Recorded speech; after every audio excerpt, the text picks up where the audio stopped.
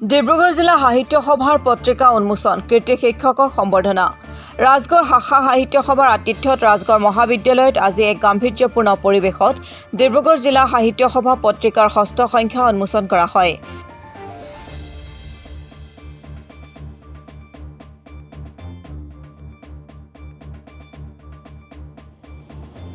পত্ৰিকা উন্মোচনী অনুষ্ঠানৰ সৈতে সংগতি ৰাখি আৰম্ভণিতে মুখ্য প্ৰজ্বলক হিচাপে বন্তি প্ৰজ্বলন কৰে ডিব্ৰুগড় জিলা সাহিত্য সভাৰ সভাপতি নুমল চন্দ্ৰ গগৈয়ে।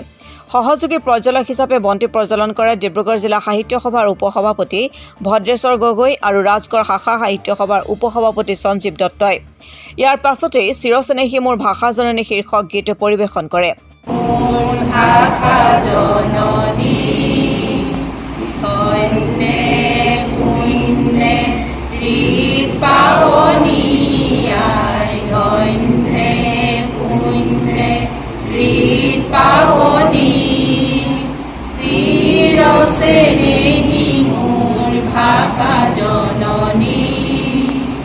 প্রকৃতি পরপরকে কমল কমল চঞ্চল রীতি জলে ঢালে পরিমল কোমল সবাই বলি ধুয়ে ধুয়ে ধুয়ে ধুয়ে নিকি কোনে তুলে রাগিনী অহংকার গুরু ঘাড়ে অবমনা ইয়াদ বিলীন হয় ক্রিয়া পরাগা কার নিসুকনি হোনা মুনি বাণী ব্যথা কমা চকুকে চকুর নিরে লয় জিরনি জিয়নে মরণে রণে দৌড়ি হুদা নখনা নিদানে বহি কিসা হতধার হে মূর মধুরা নরা মাগিছো মাধুরী করা দিয়া দিয়া নিয়াই মধু ভাঙ্গিনী শ্রীরসে নেহি মূর ভাষা জননী।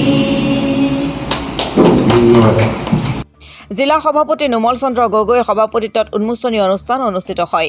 সভাত আদৰণি ভাষণ আগবঢ়াই ৰাজগড় শাখা সাহিত্য সভাৰ সভাপতি মদন নেওগে। সভা উদ্বোধন কৰে ডিব্ৰুগড় জিলা সাহিত্য সভাৰ প্ৰাক্তন উপসভাপতি মামণি দত্ত ৰাজখোৱাই। ডিব্ৰুগড় জিলা সাহিত্য সভাৰ প্ৰকাশন সচিব প্ৰশান্ত শইকীয়াই ৰাইজক উদ্দেশ্যি আগবঢ়োৱা বক্তব্যত ডিব্ৰুগড় জিলা সাহিত্য সভাৰ পত্ৰিকাৰ প্ৰচাৰ আৰু প্ৰসাৰৰ ওপৰত আলোকপাত কৰা হয়। উন্মোচনী অনুষ্ঠানত ডিব্ৰুগড় জিলা সাহিত্য সভা আৰু ৰাজগড় শাখাৰ বিভিন্ন বিষয়ববীয়া, অসম সাহিত্য সভাৰ প্ৰাক্তন কেন্দ্ৰীয় কাৰ্যনিৰ্বাহক প্ৰমোদ দত্ত, আপকোৰ মুখ্য উপদেষ্টা মনোজ সিং, অসম সাহিত্য সভাৰ কেন্দ্ৰীয় কাৰ্যনিৰ্বাহক সদস্য পৰমেশ্বৰ নলবৰীয়া আদি উপস্থিত থাকে। উক্ত সভাতে 2023 বৰ্ষত ডিব্ৰুগড় জিলাৰ কৃতি শিক্ষকৰ বঁটা প্ৰাপক ৰাজগড়ৰ শিক্ষক অনুপ কোঁৱৰক ৰাজগড় শাখা সাহিত্য সভাই সম্বৰ্ধনা পত্ৰ, চেলেং চাদৰ, কিতাপৰ টোপোলা আদিৰে সম্বৰ্ধনা জ্ঞাপন কৰে।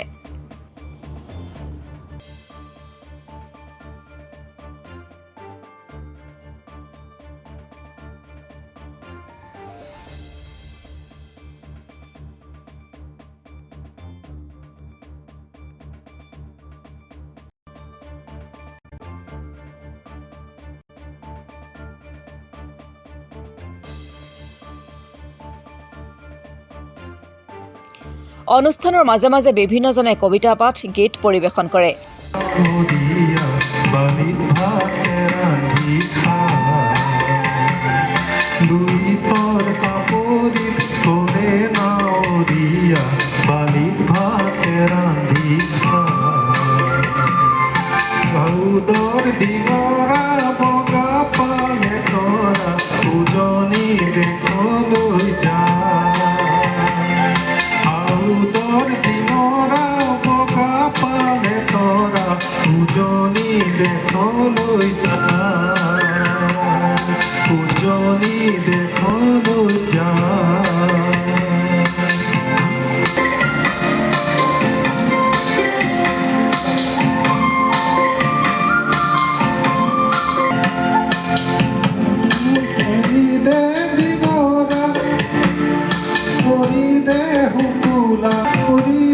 হুকুলা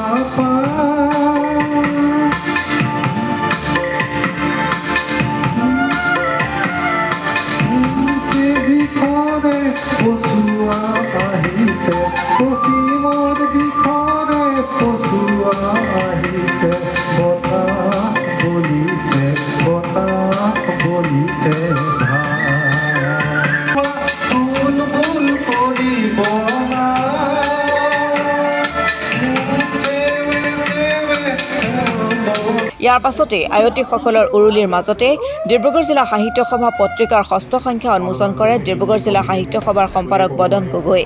ৰাজগড় শাখা সাহিত্য সভাৰ সম্পাদক ৰাজেশ চাহুৱে শলাগৰ শৰাই আগবঢ়ায়। জাতীয় সংগীত পৰিৱেশনেৰে অনুষ্ঠানটিৰ সামৰণি পৰে। আজি ডিব্ৰুগড় জিলা সাহিত্য সভাৰ ৬ষ্ঠ সংখ্যা পত্ৰিকাখনি উন্মোচন কৰিবলৈ এই অভাজনে যি কষ্ট স্বীকাৰ কৰি পিনে কৰিব লগা হ'ল তাৰ কাৰণে মই অশেষ ধন্যবাদ জ্ঞাপন কৰিছোঁ। যিহেতু ডিব্ৰুগড় জিলা সাহিত্য সভাৰ এই পত্ৰিকাখনি আমি নিজেই সৃষ্টি কৰা, গতিকে নিজেই আজি উন্মোচন কৰিবলৈ পাই অশেষ ধন্যও মানিছোঁ। যিহেতু আমাৰ এটা পৰম্পৰা আছিল যে প্ৰথম সংখ্যাৰ পাছৰ পৰা ক্ৰমান্বয়ে জ্যেষ্ঠজনৰ পৰা কনিষ্ঠজনলৈ এই পত্ৰিকাখন উন্মোচন কৰা যায়। সেয়েহে আজি আমি ৬ষ্ঠ সংখ্যাৰ পত্ৰিকাখন উন্মোচন কৰিবলৈ স্থিৰ কৰিলোঁ আৰু সেয়েহে আজি নিজেই গঢ় দিয়া অনুষ্ঠানটোক নিজেই উন্মোচন কৰি যি আনন্দ অনুভৱ কৰিছোঁ তাক মোক ভাষাৰে বৰ্ণনা কৰিব নোৱাৰোঁ। তাৰোপৰি এই পত্ৰিকাখনত আমি কৰাৰ উদ্দেশ্যটোৱেই হৈছে যে অসমৰ চুকে কাণে থকা বা বিশেষকৈ ডিব্ৰুগড় জিলা সাহিত্য সভাৰ অন্তৰ্গত যিমানবিলাক শাখা আছে সেই শাখাবিলাকৰ ভিতৰত চুকে কোণে লুকাই থকা সুপ্ত প্ৰতিভাবিলাক আমি যাতে বিলাই দিব পাৰোঁ আৰু তেওঁবিলাক উলিয়াই আনি সমাজত চিনাকি কৰাই দিব পৰাই হৈছে আমাৰ মুখ্য উদ্দেশ্য আৰু লক্ষ্য। সেয়েহে আজি এই ৬ষ্ঠ উন্মোচনখনত আমি এটা অনুভৱ কৰিছোঁ যে আমি প্ৰথম অৱস্থাত যি ৫০০খন অনুভৱ পত্ৰিকা উন্মোচন কৰিবৰ কাৰণে উলিয়াইছিলোঁ, এতিয়া আমি প্ৰায় ২০০০খন উলিয়াবলৈ সক্ষম হৈছোঁ। তাৰ পৰা আমি এটা অনুমান কৰিব পাৰিছোঁ যে আমি নিশ্চয় এই কামত কিছু ভাল ফল দেখুৱাবলৈ সক্ষম হৈছোঁ আৰু ৰাইজেও আমাক সহায় সহযোগিতা সঁহাৰি জনাইছে। তাৰ পক্ষতে আজি আমি এই পত্ৰিকাখন উন্মোচন কৰিলোঁ বুলি আপোনাসবক জনাবলৈ পাই যথেষ্ট আনন্দিত হ'লোঁ। আলোচনী প্ৰকাশৰ যিটো প্ৰক্ৰিয়াত এটা খুব আমাৰ সকলোৱে সহযোগত হৈ উঠা এটা প্ৰক্ৰিয়া, অসমৰ সাহিত্য জগতত আমাৰ ডিব্ৰুগড় জিলা সাহিত্য সভা পত্ৰিকাই এটা অৱদান আগবঢ়াইছে বুলি আমাক অৱগত কৰিছে।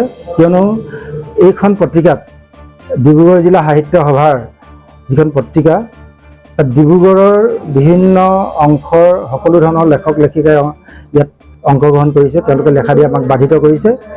গতিকে গোটেই জিলাখনৰ সকলো ধৰণৰ লেখক লেখিকাৰ মাজত আমি সোমাই পৰিছোঁ আৰু তেওঁলোকে ইয়াৰ জৰিয়তে তেওঁলোকৰ ভৱিষ্যতৰ প্ৰজন্মক তেওঁলোকে এই সাহিত্যৰ সোৱাদ দিছে। গতিকে আমি এটা জনমুখী যি যাত্ৰা কৰিছোঁ সাহিত্যৰ জৰিয়তে ৰাইজৰ মাজত সোমাই দিবৰ কাৰণে, তাৰে এটা অংশ হিচাপে আমি আজি ৰাজগড় শাখা সভাক আমি দায়িত্ব দিছিলোঁ যে ৰাজগড় শাখা সাহিত্য সভাই ডিব্ৰুগড় জিলা সাহিত্য সভাৰ পত্ৰিকা তেওঁলোকে ইয়াত উন্মোচন কৰক আৰু ৰাজগড়ত আমাৰ ডিব্ৰুগড় জিলা সাহিত্য সভাৰ যি সৌৰভ, সেই সৌৰভটো আমি যাতে বিলাবলৈ সক্ষম হওঁ। আৰু ইয়াৰ দ্বাৰা আমি এটা ডিব্ৰুগড় জিলা সাহিত্য সভাৰ পত্ৰিকাখনৰ দ্বাৰা এটা একতাৰ ভাৱ, সংহতিৰ ভাৱ সাহিত্যৰ জৰিয়তে আমি বিলাই দিব বিচাৰিছোঁ, ভাৱ বাণী আমি ৰাইজৰ মাজত প্ৰচাৰ কৰিব বিচাৰিছোঁ। গতিকে পত্ৰিকাখনৰ আমি গুৰুত্ব তাতে দিছোঁ। আমি মানদণ্ড নিশ্চয় চাইছোঁ, কিন্তু নবীন লেখক লেখিকাসকলক আমি বেছি গুৰুত্ব দিছোঁ। এইটোহে আমাৰ কাৰণে আটাইতকৈ ডাঙৰ কথা। আৰু আমি জনাবলৈ পাই সুখী হৈছোঁ যে এই ৬ষ্ঠখন সংখ্যালৈকে যি ৬টা সংখ্যা ওলাইছে, তাত নতুন লেখকসকলে আমাক বেছিকৈ বৰঙণি যোগাই আহিছে। গতিকে আমি ভাবোঁ তেওঁলোকে এদিন আমাৰ ইয়াত এই পত্ৰিকাত তেওঁলোকে অনুশীলন কৰক। এদিন অসমীয়া সাহিত্যত, ভাৰতীয় সাহিত্যত, বিশ্ব সাহিত্যত তেওঁলোকে খোজ পেলাবলৈ সক্ষম হ'ব। আমি এখন অনুশীলনৰ কথা বুলি তেওঁলোকক এৰি দিছোঁ। গতিকে ৰাজগড় শাখা সাহিত্য সভাক আমি ধন্যবাদ জ্ঞাপন কৰিছোঁ যে তেওঁলোকে আমাক এটা আজি ইয়াত অসম সাহিত্য সভাৰ অন্তৰ্গত ডিব্ৰুগড় জিলা সাহিত্য সভাই প্ৰত্যেক দুমাহৰ মূৰে মূৰে যি পত্ৰিকা প্ৰকাশ কৰাৰ ব্যৱস্থা কৰিছে, সেইটো আমি ভবামতে নিশ্চিতভাৱে নৱপ্ৰজন্মৰ লগতে সমূহ লেখক লেখিকাক উপকৃত কৰিব তেওঁলোকৰ লেখনিৰ সৃষ্টিশীল লেখনিৰ যি প্ৰতিভা সেই প্ৰতিভাবিলাক বিকশাই তোলাত ডিব্ৰুগড় জিলা সাহিত্য সভাৰ পত্ৰিকাখনে বিশেষভাৱে তেওঁলোকক বৰঙণি বা উদগনি যোগাব বুলি আমি আশা প্ৰকাশ কৰিছোঁ।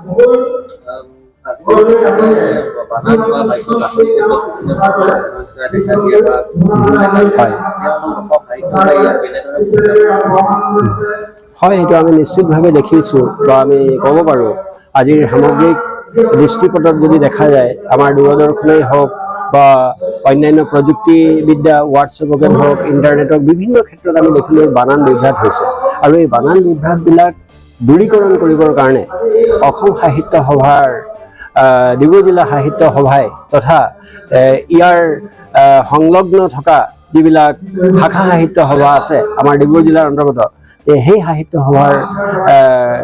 সভাবিলাকৰ বিভিন্ন মঞ্চত আমি এই ভাষা বিভ্ৰাট দূৰীকৰণৰ কাৰণে চেষ্টা কৰিছোঁ আৰু বিভিন্ন ধৰণৰ কৰ্মশালা বানান কৰ্মশালা ডিব্ৰুগড় জিলা সাহিত্য সভাই অনুষ্ঠিত কৰি আহিছে শাখাসমূহৰ সহযোগত আৰু আমি আশা ৰাখিম অনাগত দিনত বানান বিভ্ৰাটটো নিশ্চিতভাৱে কম হ'ব আৰু অসমীয়া ভাষা সাহিত্য সংস্কৃতি নিশ্চিতভাৱে চহকী কৰাত অসম সাহিত্য সভাই বিশেষভাৱে অৱদান আগবঢ়াব।